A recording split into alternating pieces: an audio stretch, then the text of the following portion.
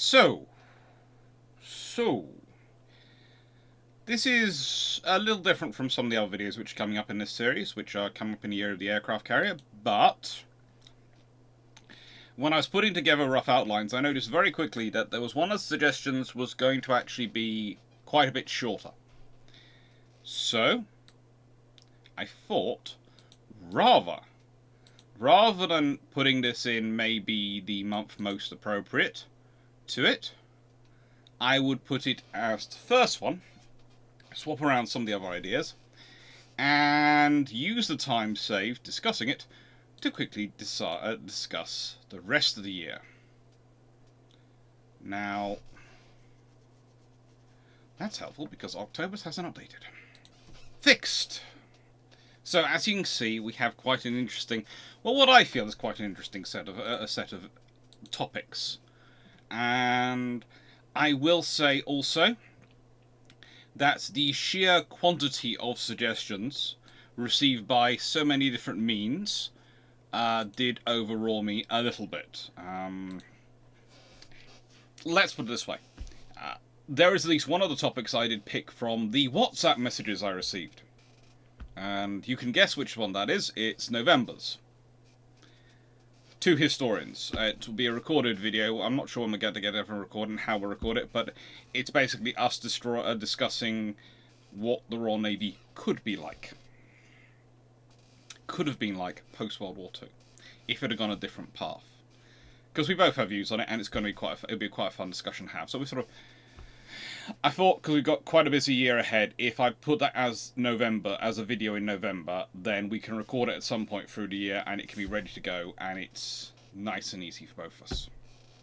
That's not the only one which might actually have a couple of people joining in. There's actually a couple which are ones where I haven't mentioned there are going to be others joining. But in this series, this year, there are going to be a few videos I am going to attempt to be better at including more people, including others in the videos. Mainly that's better as in I discuss the stuff with them often, but it's more a fear of my own capabilities in terms of the actual editing and putting together of the videos. I have been practicing for a long time now. I hope the videos have been getting better. I hope the sound quality and things have been getting better. And I have been working on how to include other people. What people don't realise I do is I quite often play around with the video we record anyway when we're doing build trumps.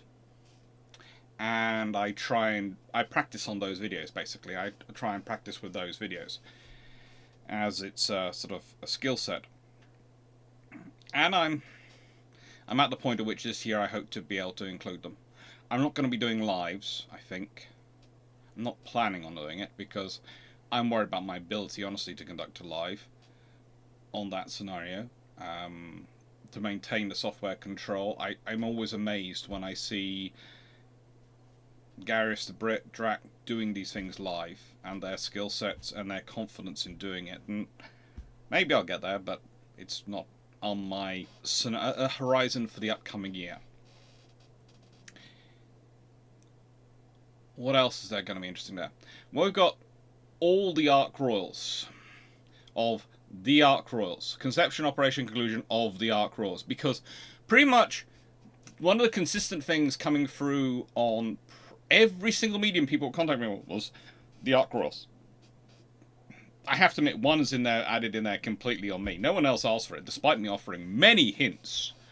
Now, that's Ben My Shri, or Sherry, depending on who you are. Shri is how it probably should be pronounced.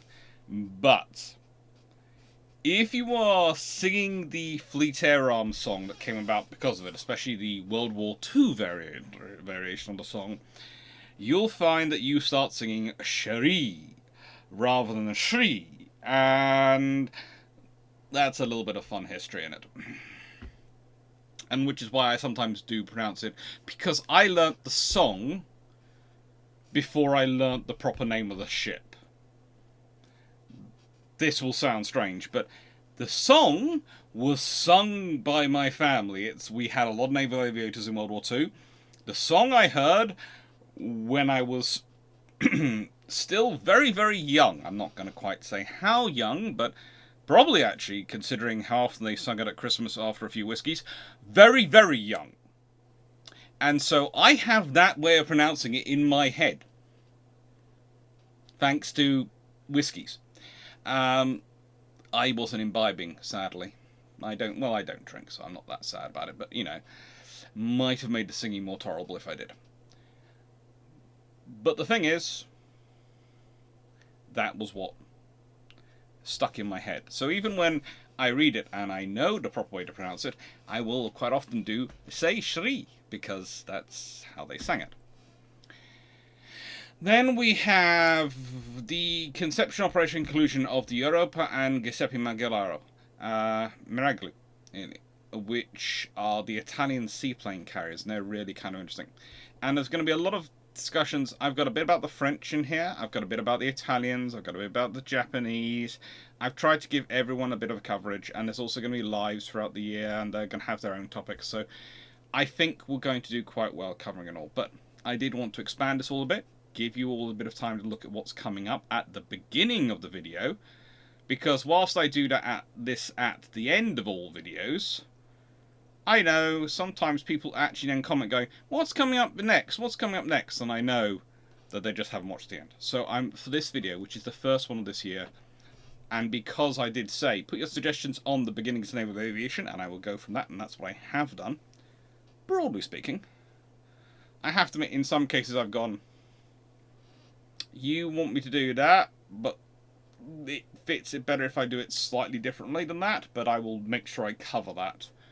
And I've designed and made the notes of it. And some I've subsumed together the various requests. So yeah, we've got some squadron studies, we've got some aviation discussions. It's going to be fun. And let's get back to today's topic, which is, if I go the other way around, it'll be quicker. Conception of Admiral Moffett's flight deck cruisers and the IJN's construction of Ryūjō. Now, shameless book plug. Thank you to everyone who's buying these copies of these books. Thank you to everyone who seems to have enjoyed them. And thank you to people who have read them and have commented. Most people seem to have enjoyed it. Some people...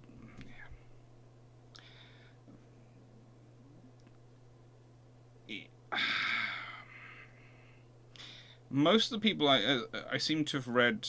The people who didn't like my haven't liked my book, mostly it's because they wanted it to cover even more. And I'm not upset with that. I would love there to be enough sold that I get another edition and I get able to add some more in. And especially now I've actually been able to go to Canada and go to Australia and go to the archives and go to the relevant ships. Because I very much didn't want to do those things when I was doing it from someone else's work.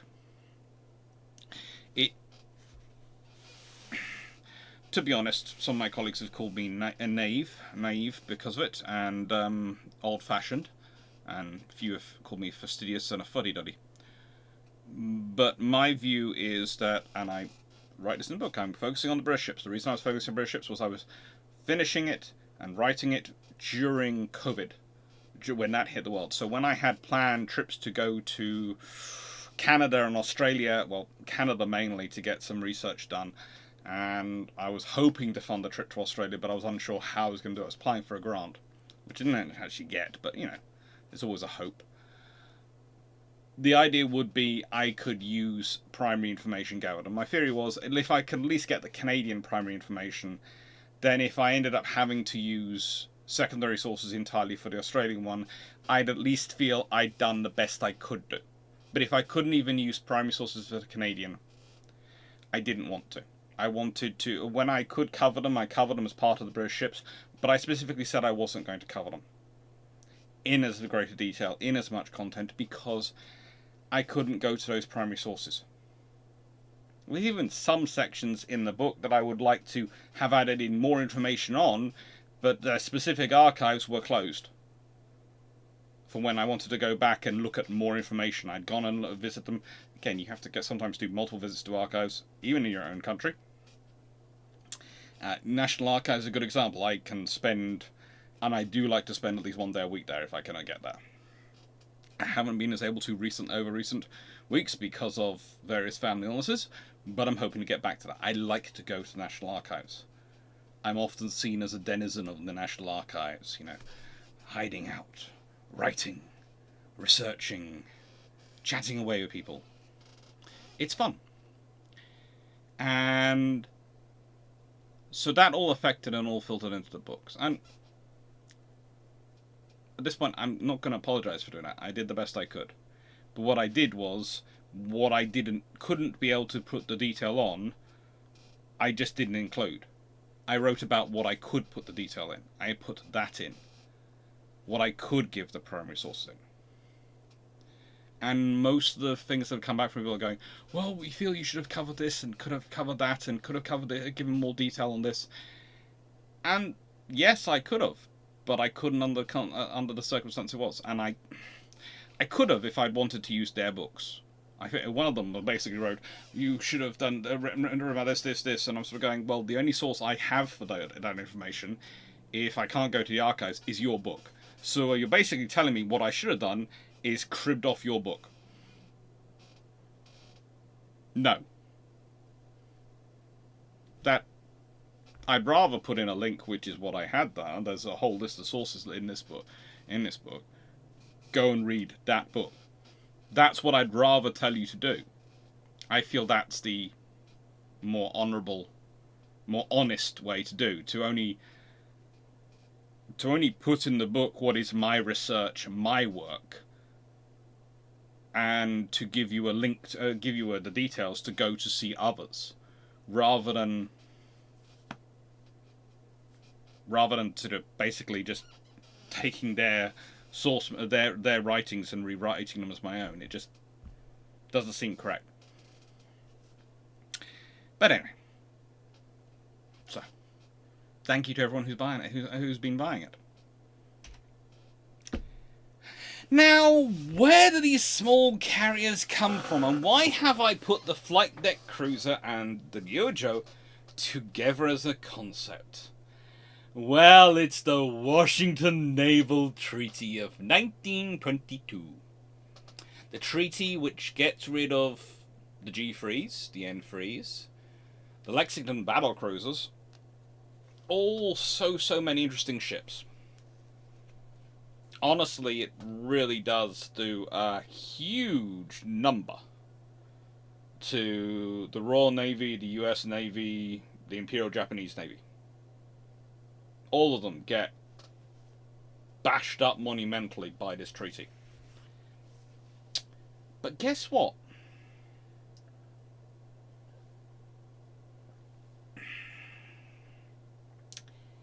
It also provides some inspiration for some interesting ideas. And those are the small carriers. And that all comes down to the definitions and the limits of the treaties. So, once we expand this out, aircraft carriers, they have to be a vessel with a displacement in excess of 10,000 tons. Now, the treaty doesn't count any ship under 10,000 tons. There is no limitation to how many of those you can build. So, the moment a vessel is over 10,000 tons, they are in either the aircraft carrier or the capital ship category. So, a capital ship is a vessel which exceeds 10,000 tons in displacement, or which carries a gun with a caliber exceeding 8 inches. So, I'm sorry, for those people who start to go, well, what happens if we can build a battleship which is less than 10,000 tons but carries a 16-inch gun? Nope. It doesn't count. It is still a capital ship.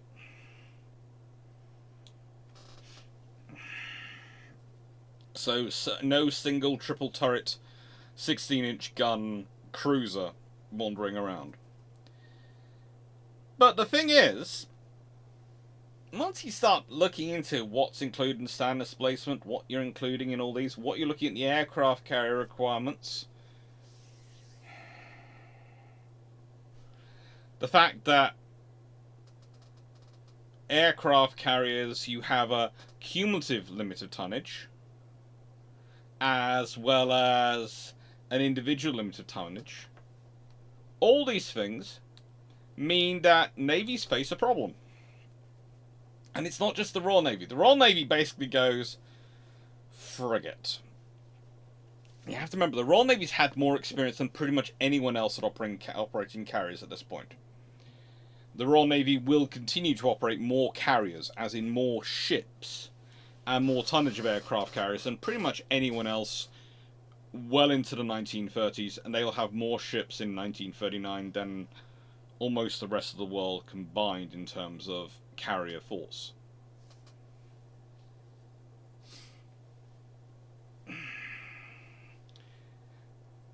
The thing is, though, the Royal Navy's carriers tend to be smaller than the largest of the opponent's carriers, but also bigger than the smallest carriers the others have. And there's a reason for this. The Royal Navy tries out small carriers. They don't find them useful. I do sometimes wonder if these 10,000 tons... The Royal Navy was putting forward ideas of 12,500 tons, 15,000 tons, all these things, and it's...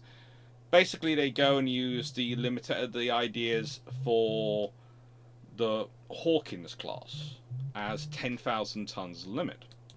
Now, that is often put down to it's everyone focusing on limiting this, that, the other. Well, the reality is they're limiting the idea of anybody sneaking in cruisers which can actually be viably supporting the battle line.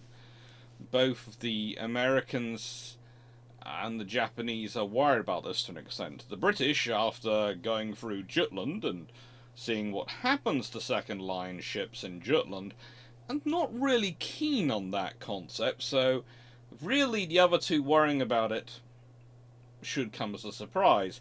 However, you then realise that the Americans and Japanese are both viewing the other. They're both looking at each other and thinking, they will do that. So, it's 10,000 tons, it's based on guns. And this is a problem for the British, because the British would really like larger carriers. They'd love to have bigger carriers. But they know they need to have a certain number of them.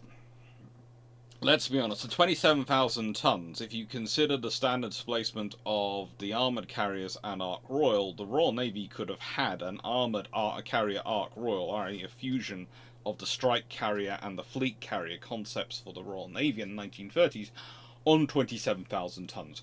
They could have done that. But then they could have only had a maximum of 5 of them, and that wouldn't have been enough ships to be present in the places they need them to be. They'd also have to be building them from scratch, because they tried to an extent to get early forms of that ideas with Courageous and Glorious, and they realised very quickly it doesn't work. You can't build an efficiently enough to get the hull and everything right for your carrier if you're building it in a conversion. It just doesn't work.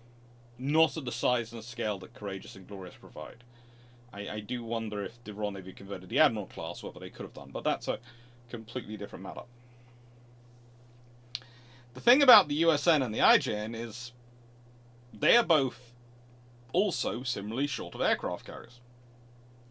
But neither of them wants to give up precious tonnage if they can get it from elsewhere. And the thing is, if they can build a carrier which is less than 10,000 tons, if they can build something which is less than 10,000 tons, well, that is not going to be in their treaty limits. That's not going to be in their limitations at all. And that's nice. That's really nice. So, there are many designs that go through. This is actually a 1940 design. Yes, the US Navy starts in the 1920s and is still working on it in the 1940s. A few people did suggest this topic with the comment that if Moffett hadn't died when he did, the USN would have certainly got one of these ships. Honestly, I think if war hadn't broken out when it did, and shown that, frankly, there's no point mucking around. You either want a carrier or you want a cruiser. You don't want something that tries to be a hybrid of both. And let's be honest, the Americans are still flirting with that idea when they're looking at converting their battleships to the Iowa class to maybe having a V flight deck and some Harriers aboard them. Well, the thing is, if the reality is you want the ship to be one or the other. And the reason you want the ship to be one or the other is because an aircraft carrier works best when it can adjust and focus its operations around its air group. And not getting into a fight with the enemy, because that's going to disrupt its air group operations.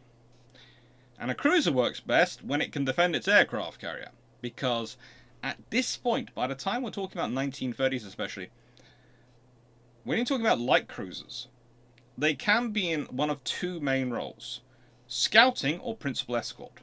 In the Royal Navy terminology, they can be in part of the A to K line, or they can be part of the carrier escort group. And the carrier escort group is an interesting formation because Britain's done exercises. They have done exercises. And you start to look and start to realize that by the time you get to World War II, and this is always interesting to me because, of course, HMS Glorious is sunk with the escort of just 2 destroyers. And that's going against the Royal Navy's own policy. Even in peacetime, when we look at their carriers moving around the world, they usually have at least 4 destroyers with them. In wartime, it's really supposed to have at least 4 destroyers and a light cruiser. At least. And you can tell that because in exercises, that's the formation which is usually per each destroyer, each carrier. And usually, to save and make things easier, because the Royal Navy likes multi-carrier operations, they have a couple of carriers, a couple of cruisers, and a whole group of destroyers. However, why is the USN still playing around this? And if that's what a Royal Navy is, what's the IJN doing? They're also playing around with similar ideas, but they are also moving towards a task group, and that's very much behind the modifications and improvements of the Congos, is this idea of having them to secure your carrier formations. And the successor, what I would call super cruisers, which they are planning, which would have been about securing and protecting the carrier battle groups, for want of a better terminology to describe them. The USN are still looking at carriers as part of their scout formation, though. They're still very much looking at it.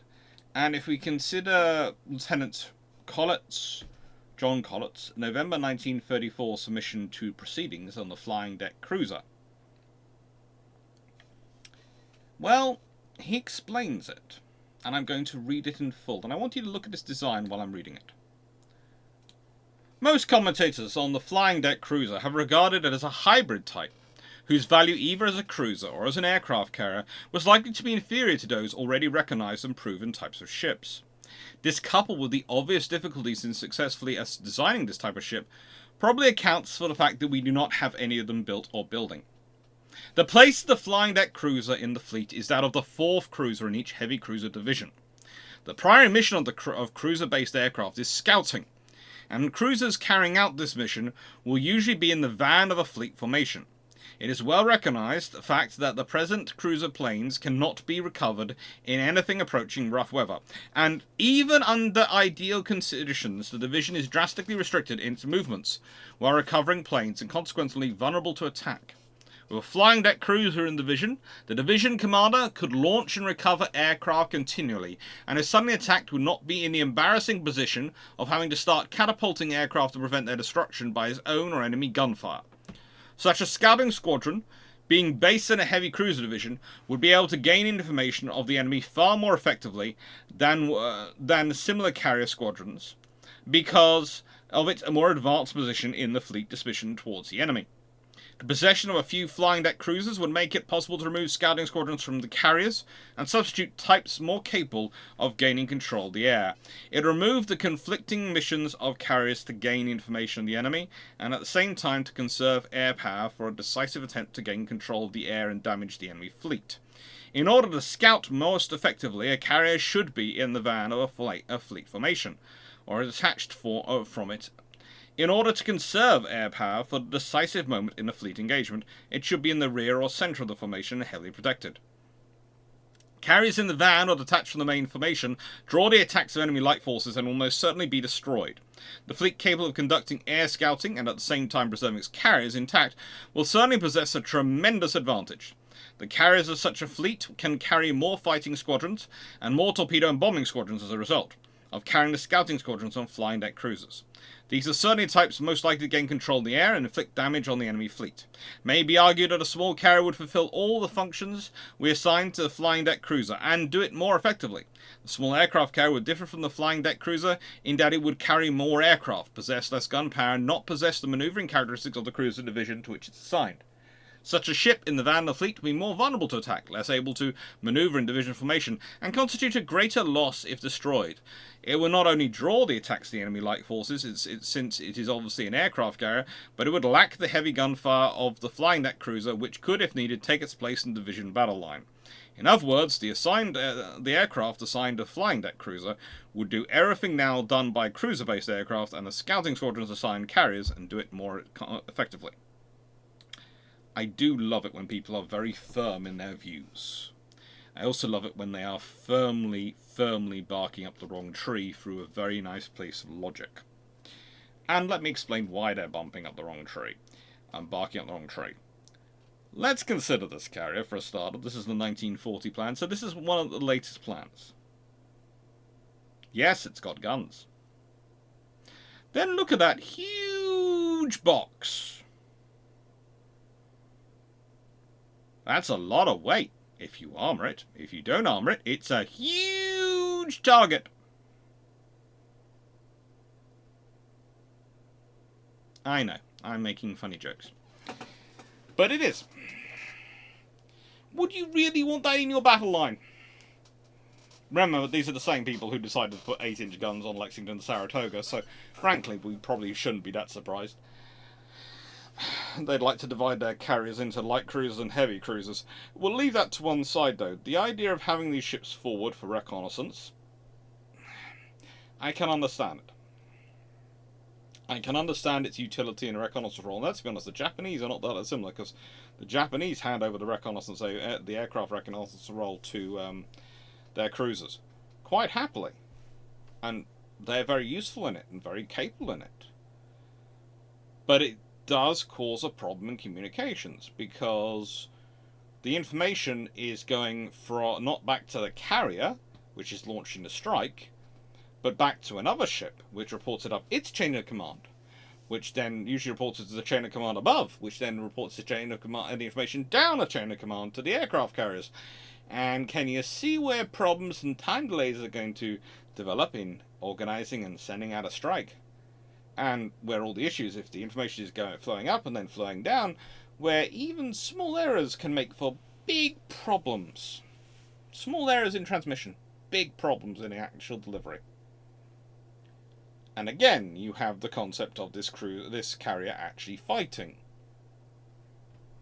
Actually being in a fighting line.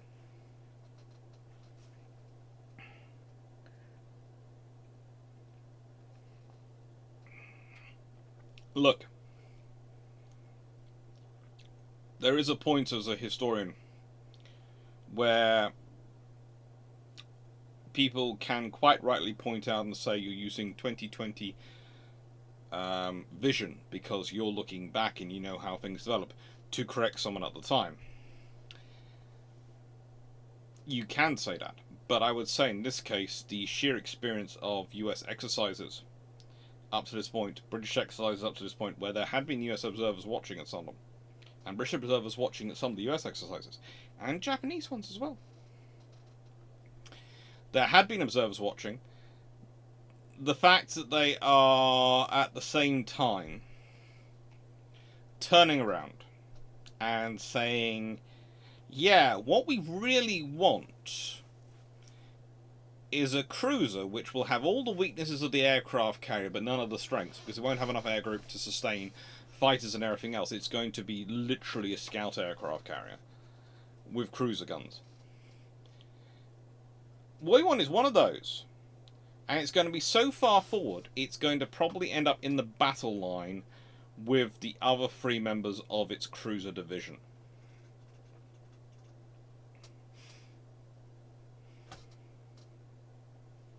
It's just, no. You want this to try and maneuver with your cruisers? You want this to try and be part of the battle line? Well, how's it going to launch and recover aircraft then, if it's maneuvering with the cruisers in the line? Because it can't turn in and out of the wind. Or is the whole line having to turn in and out of the wind? There are lots of problems with it. There's lots of good ideas. Let's be honest. There is nothing wrong with the idea for information. If we go back further, you can actually argue that Lexington and Saratoga, that's the original justification for construction of them. They're taking over the battle cruiser's role of being the primary reconnaissance assets, which is what the Lexington class battle cruisers were for. They were reconnaissance assets, and to an extent raiding assets, but reconnaissance assets. And these ships are there to provide reconnaissance for the cruiser line.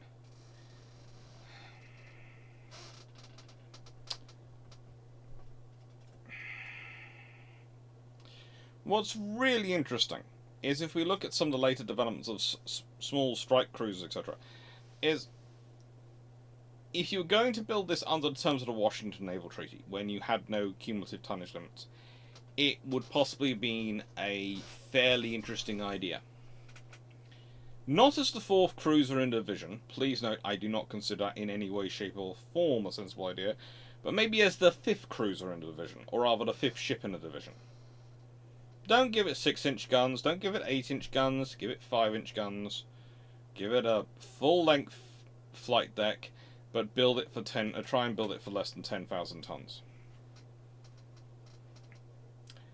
I don't think you will get that amazing a ship in terms of capabilities, but you can probably build something which is not that bad and is going to be capable of giving you that aviational look and capability.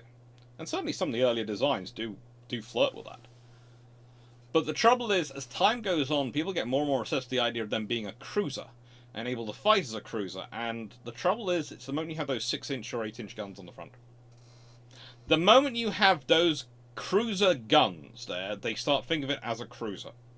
And they shouldn't. They should think of it as a forward aviation asset. Something to take the role, or take the problem of carrying aircraft from the cruiser, like they've decided that by giving the destroyers the anti-submarine mission, they are not going to put things like sonar or even hydrophones, to some extent, on their cruisers. It's more sensible if you approach it from that direction than if you try what they did do, which was the idea of marrying these two concepts. But again, it is about trying to get in under the treaty. And if they had been able to build some cruiser carriers of less than 10,000 tons with such armaments in the 1920s, I can guarantee you the changes in the clauses which close off the Ryūjō would not have come about. I can also guarantee you the Royal Navy would have been in there building their equivalents as well very quickly. Might have changed their minds about being able to build their 27,000-ton ships. Might not have done. And that's where the whole Admiral Moffett dying thing comes in, because if he hadn't died when he did, in April 1933, it's quite possible. I think, though, his real chance to get them was in the 1920s, and I think if you haven't got these in service by the end of the 1920s, then it's not going to happen. It's just not going to happen. Because it's under the Washington Treaty, where you can build as much as you want under 10,000 tons, that you're going to get this. Once you've got cumulative limits on the number of on your cruiser tonnage, you basically shoot this in the foot, because would you rather have a very weak cruiser / weak aircraft carrier, or would you have a decent cruiser and for your tonnage? You're probably going to go with a decent cruiser.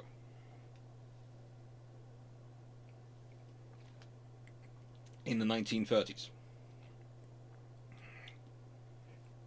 That's the reality of it. you have to look back at these things without the World War II goggles. People look at certain battles and certain events in World War II, and they presume aircraft are coming at that level from the end of World War One. They're not. They're building up to that level. And when they're sort of doing this... Oh, hang on.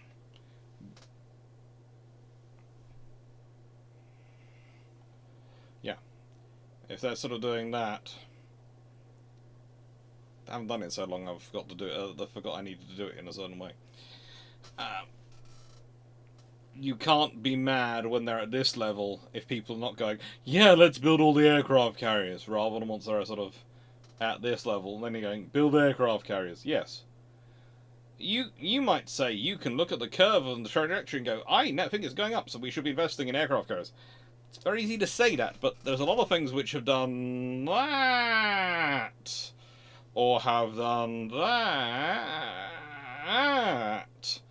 and it's very difficult. You know, you might want to invest here, but if it's not going to go up, then you could find yourself investing in the wrong thing and weakening your country's defense. This is why I say armed forces are often the most conservative, small c, in their development of future tech and improvement.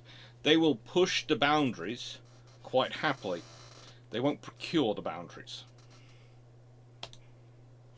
And then we have the Ryūjō. Now, the country most put into a problem by the treaty limits is Japan. So it's unsurprising to me that they are the first ones and the only ones who really try to build something. Primarily, as I said, the Royal Navy have tried with Argus and a few other things and gone, no, this doesn't work, this doesn't fit us. No, this is not even, oh, good lord, how's it still afloat? But the Japanese try. The Japanese really try. And the Ryūjō is what's built. Has a carrying capacity of 48 aircraft. That's useful. Doesn't have 6-inch or 8-inch guns. It has 5-inch dual-purpose ones. It has an official top speed. An official top speed, he says, of 29 knots, which is not bad. A range of 10,000 nautical miles at 14 knots, which is again not bad. One of the interesting things is, between 1931 and 1936, when it's rebuilt, its tonnage ends up going up by roughly 2,600 tons. Why? Why does its tonnage go up so much when it's losing guns, when it's losing almost all sorts of things? Well, I would say it's because it has issues. Yes. The Japanese were singing a version of, me and my Ryūjō, we have issues. They were. They were really singing that loud. Because she was unstable. Carriers are often top-heavy, and as light as they built her, she was still top-heavy. And with no ballast and nothing else in her, she was really in trouble. So they had to rebuild her. They had to make her heavier, to make her stable enough to launch aircraft, and all sorts of things. And this is your problem again. If you try and build a carrier under 10,000 tons, you probably can do it. But 48 aircraft? Probably not. Not a viable 48 aircraft. Not viable other things to support it. You're probably talking about something that should have 16 aircraft maximum on it. And that's going to be a goodly number. Now, the Ryūjō was, of course, famously not the fastest of the US of the IJN's carriers, especially after its modifications. It was also not necessarily the most major of targets for the US Navy in the Pacific portion of World War II. But it was still sunk. It was sunk during the Battle of the Eastern Solomons, and well, this is the thing. Its operations, its concept, had all been to provide it to produce as light as smaller carrier as possible, that could carry as many aircraft as possible. When she is put together with Carrier Division 1, along with Shokaku and Zukaku, and goes to truck on the 16th of August 1942. Her air group consisted of 24 Zeros and 9 B-5 N2s. All good aircraft. You'd probably call that an air defense heavy mission, but with 9 torpedo bombers, she's got some strike power. She's got some capabilities there. She's not on her own. She's not limited. She can do with flexible operations. And she's got enough to keep an air group, a combat air patrol over her and launch strikes. That's why you have the 24. But let's also think about that. She is carrying 33 aircraft. Her air group had originally 48. Now, I think she could have taken slightly more, but we're also talking about the number of aircraft actually left and available for the IJN. This is the point at which they have a real problem. Do they concentrate their aircraft in as fewer carriers as possible? In which case, they have a more efficient strike profile and strike capabilities, but they also have fewer flight decks out there. All they have to send flight decks out empty, in which case you're either offering carriers to go out on operations without their primary means of defense and attack, or you are sending out carriers light. And I'd say this occasion is a bit light. I think by this period you could probably, considering different size of aircraft from 1931-33 till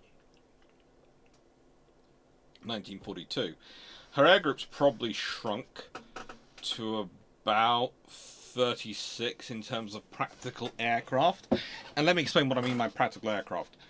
Both the Japanese, the USN, and to extent the Royal Navy, all of them have an interesting relationship with the aircraft numbers versus air group numbers. You'll read reports where they're giving you the aircraft numbers of the aircraft aboard and writing as air group numbers. Especially some history books love this, because it shows massive air groups. But let's be honest, if an aircraft is stored up in the rafters, disassembled, is it really part of the air group, or is it something which can be assembled later? It's part of the spares they're carrying. It's certainly part of the aircraft carried, but it's not part of the practical air group. It's not going to be something which is going to be rapidly assembled and launched for a strike. It's going to be something which is taken down because you've lost aircraft in a strike and you need to replace your numbers quickly. Same with aircraft which are stored boxed on Royal Navy carriers. Let's be honest, if it's in its boxes and crated up somewhere in one of the lower workshops of the carrier, that's not really an aircraft. That's not a viable asset. And the IJN are no stranger to this. They have all sorts of tricks for having more aircraft aboard than are actually in the air group. So this is why I treat the original 48 number as a little bit interesting. I think it was actually more a practical 42. Judging by the space and deck parking and the other viability, etc. things, and how many aircraft she usually operates with in terms of aircraft generated sorties. So 36, I'd be happy in saying yes, that's probably a reality of her strength. So she is about 3 below her practical strength in 1942 at this point. Again, not a great number, but it's worrying. She is on 24th of August with a command issued by Nagumo.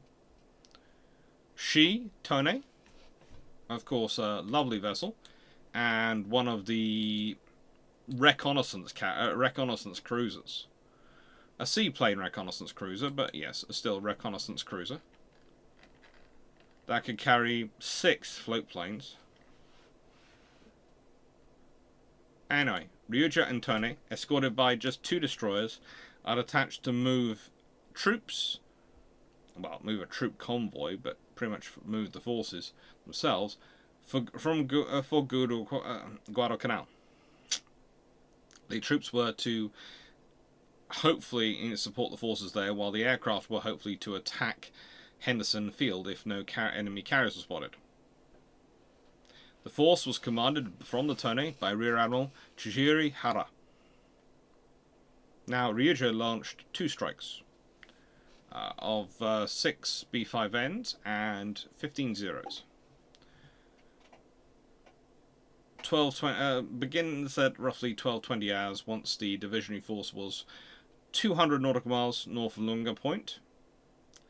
4 Wildcats on a combat air patrol near Henderson Field spotted the incoming Japanese aircraft roughly 2 hours later, alerted defences, and with 10 more Wildcats from VMF 223 and VMF 212 scrambled, as well as some US Army Air Corps Bell P-400s from the 67th Fighter Squadron, all sent up there.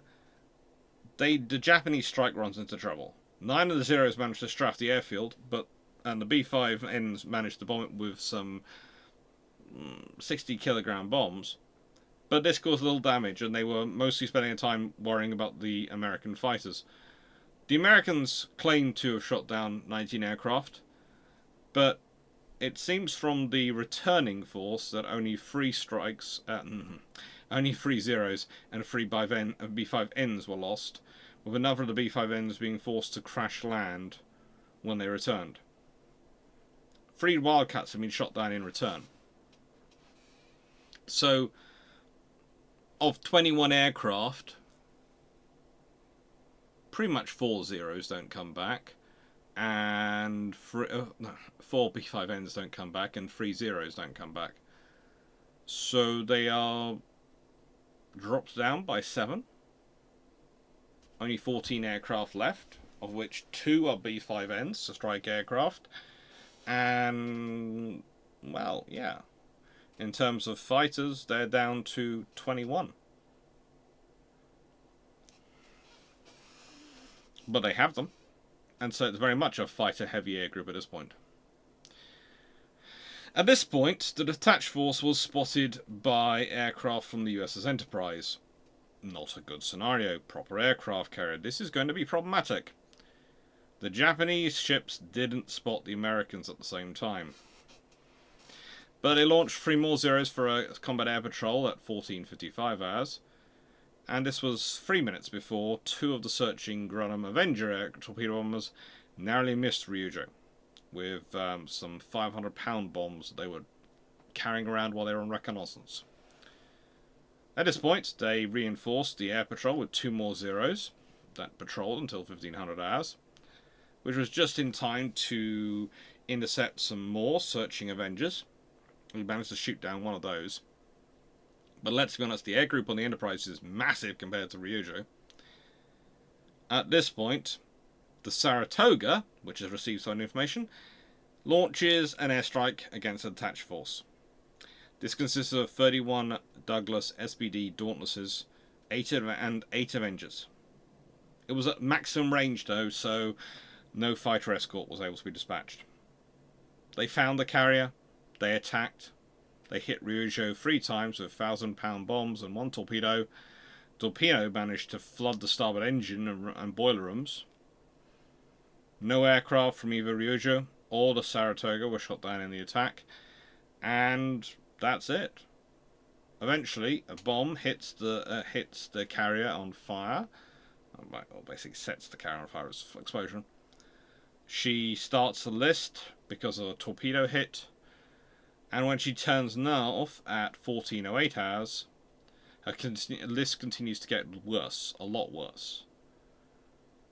She starts to flood, disabling her machinery and causing her to stop completely at 14:20 hours.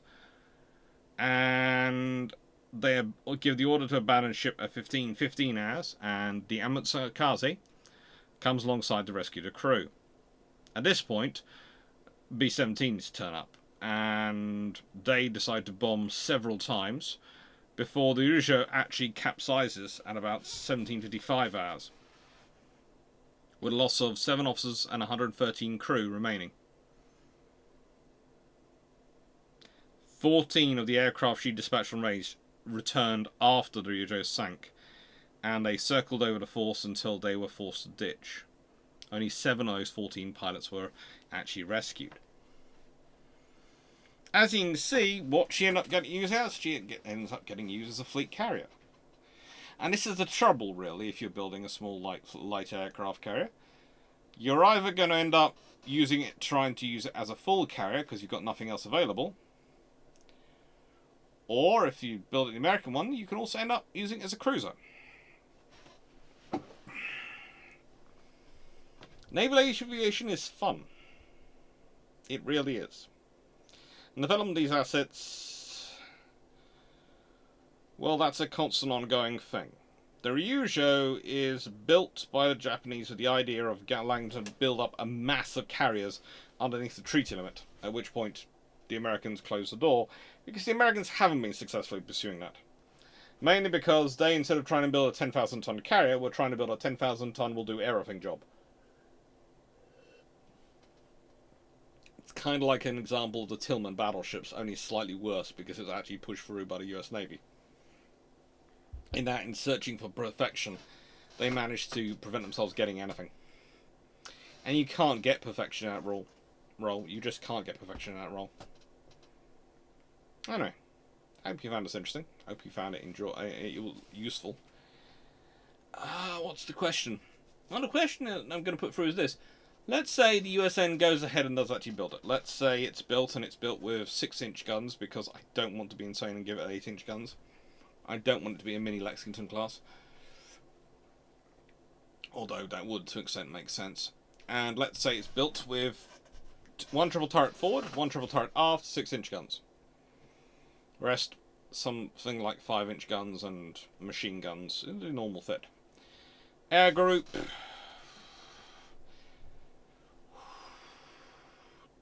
(1824). Seaplane-sized aircraft, so fairly decent size, so they can probably take more options. And let's say the Americans start off by trying to build them to match their cruiser divisions, so they have 1 for each 3 cruisers. What do you think happens? Does the Congress unite and support it and are actually helpful? How do the British respond? How do the Japanese respond? How does everyone else respond to the Americans suddenly doing this in, let's say, 1924-25? Thank you very much for watching.